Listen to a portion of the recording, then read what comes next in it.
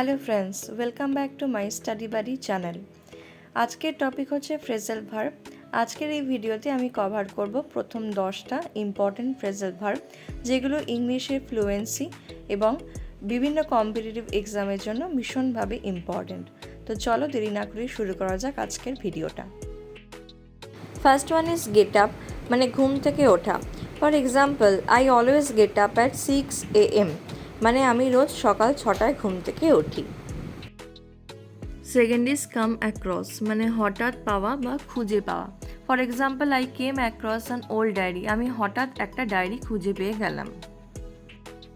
Next is figure out, মানে বুঝে ফেলা বা সমাধান করা।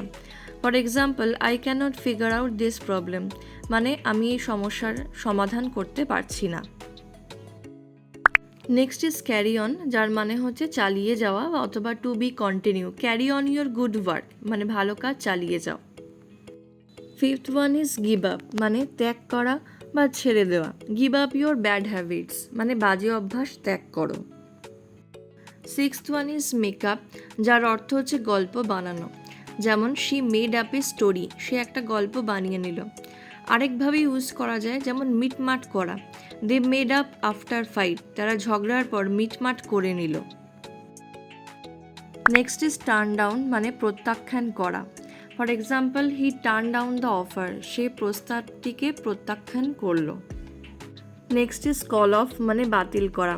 For example, the match was called off due to rain, বৃষ্টির জন্য ম্যাচটা বাতিল করা হয়েছিল।